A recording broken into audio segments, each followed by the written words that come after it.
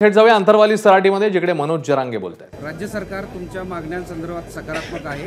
आता काही वेळापूर्वी देवेंद्र फडणवीस असं म्हणाले की सर्वोच्च न्यायालयाने रक्तनात्यातील संदर्भातले निकष ठरवून दिलेले आहेत, त्यानुसार नोटिफिकेशन काढण्याची प्रक्रिया सुरू आहे आणि तुम्ही तुमचं उपोषण स्थगित करावं। नाही उपोषण असं कसं स्थगित होईल, असं कसं स्थगित होईल उपोषण? त्यांनी जाहीरपणानं मुख्यमंत्री साहेबांना, फडणवीस साहेबांना जाहीरपणानं इथं प्रत्यक्ष त्यांचे कोणी लोक पाठवून प्रत्यक्ष सांगावं की किती दिवसात सगळ्या सोयरीची अंमलबजावणी करायलेत का लगेच करायलेत। हे दोन प्रकार आहेत, किती दिवसात करायलेत का लगेच करायलेत। गुन्हे किती दिवसात मागं घ्यायलेत, कोणचे घ्यायलेत, हैदराबादचं गॅजेट लगेच घ्यायला लागलेत का किती दिवसात घ्यायला लागले। मराठा आणि कुणबी एकचा कायदा पारित करण्यासाठी आधाराची गरज होती, 57 लाख नोंदी मिळालेल्या, ते किती दिवसात करणार। म्हणजे ज्या काय ठरलेल्या विषय ते किती दिवसात करायला, हे प्रत्यक्ष तर कळालं पाहिजे। आम्ही पहिल्यापासूनच सांगतो ना, आज थोडं सांगतो, माझ्या समाजाचा राजकारण अजेंडाच नाही आमचा। आमचे लेकरं आम्हाला मोठे करायचे, त्यासाठी आम्हाला आरक्षण पाहिजे आणि सगळ्या सोयरीची अंमलबजावणी हे आम्ही दिलेल्या व्याख्येप्रमाणे, मी पहिल्या दिवसापासून तेच बोलतो, त्या व्याख्येप्रमाणे ती असावी। सगळ्या सोयऱ्याची अंमलबजावणी होताना आम्ही ज्या दिवशी वाशीमध्ये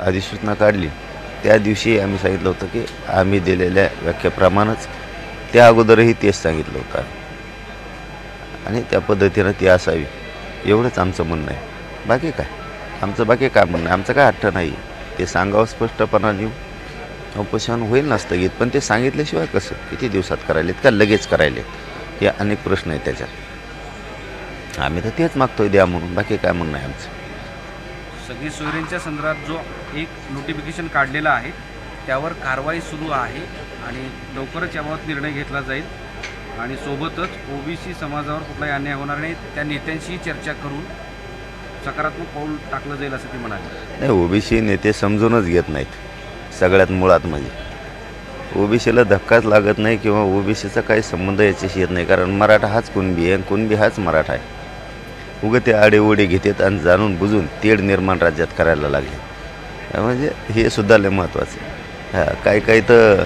त्यांना तिकडं प्रसिद्धी मिळत नाही, इथं मीडिया म्हणून इकडंच बसायचं म्हणतात अंतरवालीतच, काय तर जसं काय त्यांचे गावं जळालेत तिकडं, असं म्हणजे काही ऐकायला तर नवीनच, जिकडं मराठी करते तिकडंच त्यांना करायचं असं आहे। असं नसतं, म्हणजे काय याला काय म्हणतात मग, समजा तुम्हाला इथं करायचं म्हणल्यावर त्याचा अर्थ काय होतो, जातीय तेढ नाही होत का? मुद्दाम तुम्हाला जातीय तेढ निर्माण करायचं आणि नावं आम्हाला ठेवता जातीवादी आहेत म्हणून आम्ही, आणि तुम्ही म्हणणार इथं बसणार आम्ही, तिथं बसणार आम्ही, मग याला काय म्हणतात, जाणून बुजून जातीवादच म्हणतात ना। आणि स्वतःला लय प्रगल्भ विचाराचे ओबीसी नेते म्हणून घेते स्वतःला, आणि इकडं बसणार आणि तिकडं बसणार, जरी संविधानिक अधिकार असला तरी पण काय असं जिथं तेढ निर्माण होईल तिथं बसणार का? काय विचार आहेत बघा ना यांचे, शाहू फुले आंबेडकरांचे विचार देशाला सांगत पळत येत नुसते भाषणं ठोकी, काय यांचं बघा। हे सरकारचंच जाणून बुजून षडयंत्र आहे सरकारने आणखीन एक काल परवा षडयंत्र केलं आहे सरकारनं। आम्ही मुख्यमंत्र्याला खूप चांगलं मानतो, आत्तापर्यंत इथून पुढेही मानणार आहेत शिंदे साहेबाला।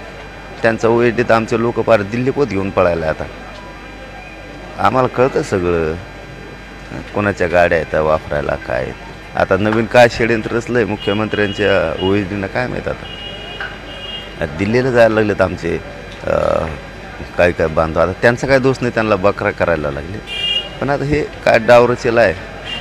मुख्यमंत्र्याचं ओएडी मुख्यमंत्र्यासंग राहतो, मराठ्यांचा मुख्यमंत्री, पण मात्र मुख्यमंत्री मराठीचे असूनही त्यांचे ओएडी मात्र त्यांच्या जातीकडून ओढतात, हसून खेळून गोड बोलतात, पण कार्यक्रम प्रत्येक वेळेस मराठ्याचा लावतात। 2-4 वेळेस झाले त्यांचं, आता असं एकदा दोनदा नाही, कशाला त्याला म्हणा त्या मुख्यमंत्र्याच्या ओएडीला तेल होते तो मराठ्याच्या अन्नात, राय गपचीप।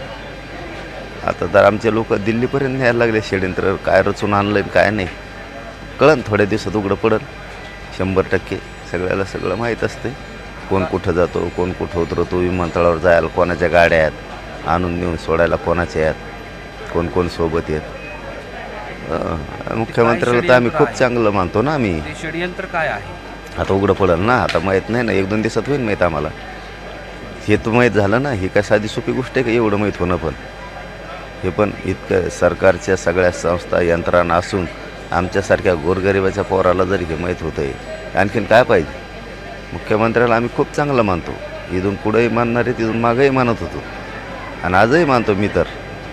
परंतु त्यांची ओएडी असे लोकाला घेऊन दिल्लीला आता मुंबई संपली, आता दिल्लीपर्यंत घेऊन चालले जातात. तिकडून काय बनवून आणतात काय काय आणलं असं साच्या बनवून, काय मला बदनाम करण्यासाठी किंवा मराठ्याला बदनाम करण्यासाठी काहीतरी आणलं असणार आहे बहुतेक. आता ते त्यांना जाणाऱ्याला बोलून उपयोगच नाही, कारण हे षडयंत्र सरकार घडून आणत आहे ना. ते काय बळीचे बकरे करणार आहेत त्यांना.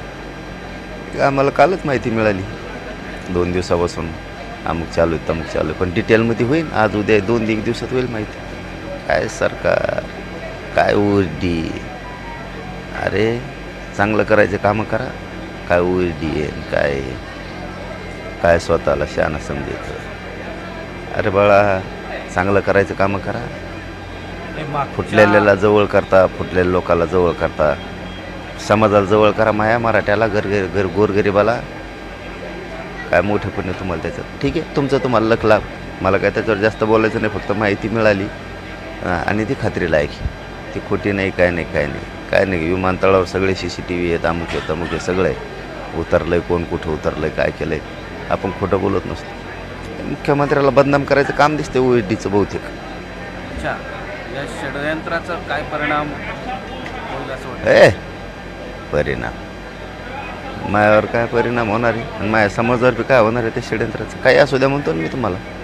काही बनवलेला असून द्या, काही प्रेस घ्यायचं सांगितलेलं असून द्या, काही सांगितलेलं असू द्या, मराठा बदनाम होईल असा समोरचा बी शक्यतो आमचाही कोणी असला महाराष्ट्राला तरी प्रयत्न करणार नाही. समाज जिथं बदनाम होईल ती शक्यतो आमचाही समोरचा करणार नाही. सरकारनं म्हणजे सरकार म्हणण्यापेक्षा मुख्यमंत्र्यांनी ओएडीनं किती प्रयत्न केले तरी पण मुख्यमंत्र्याला पण बदनाम करायचं असेल त्याच्याबरोबर उगाच घेऊन फिरतो का मग इकडे तिकडे.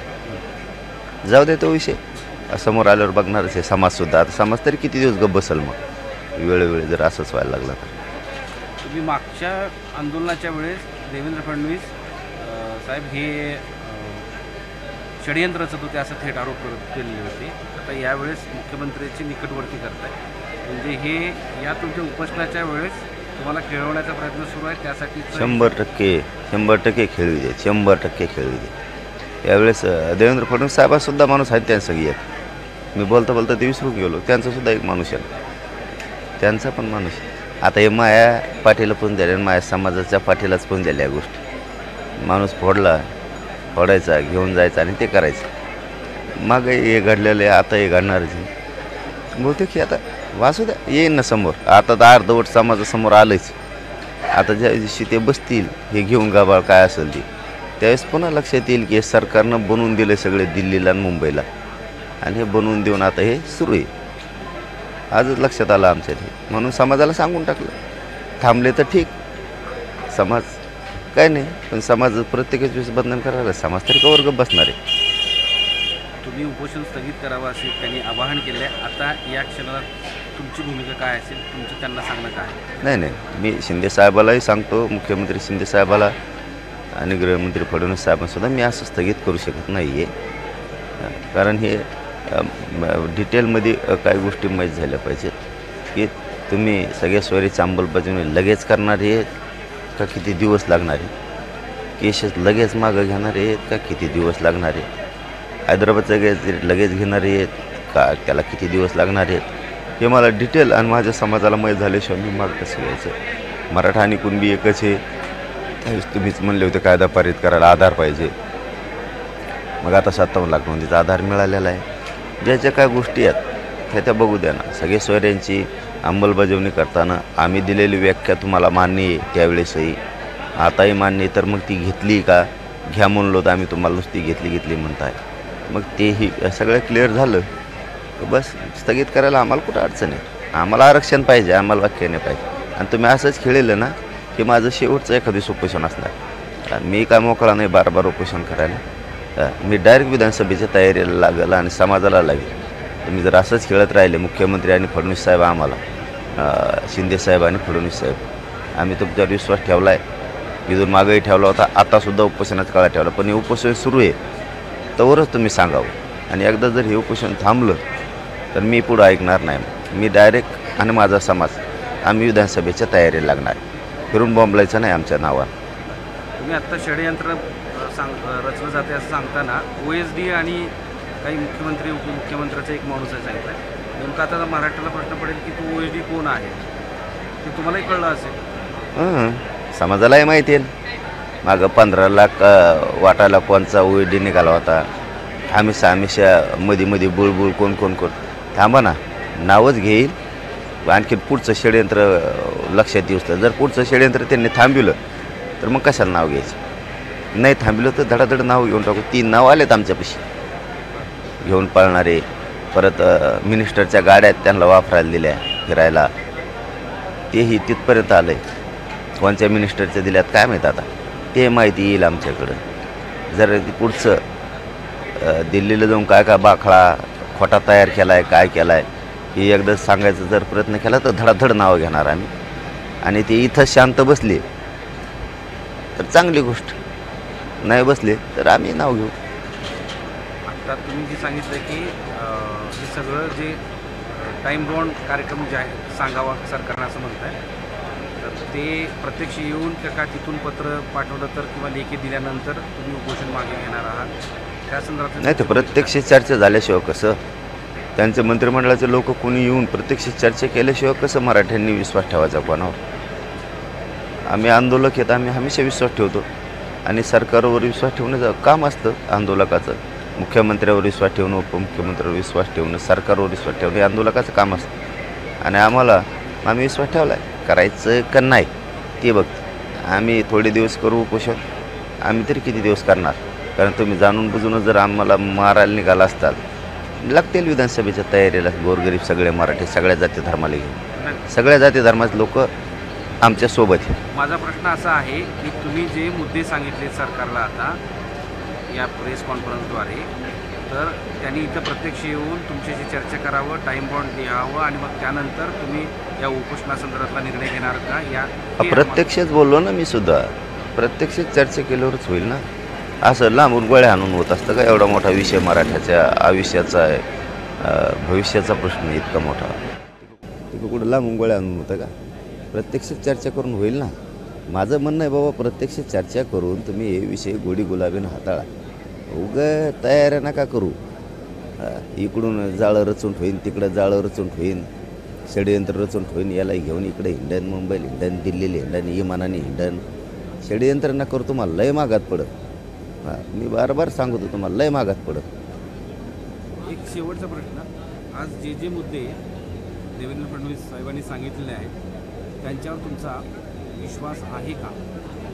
हे बघा, मी असं स्वभावाचा माणूस आहे. मला आणि माझ्या समाजाला आम्हाला पाहिजे आरक्षण, मग ते कुणीही द्या. आमचं असं धोरण आहे.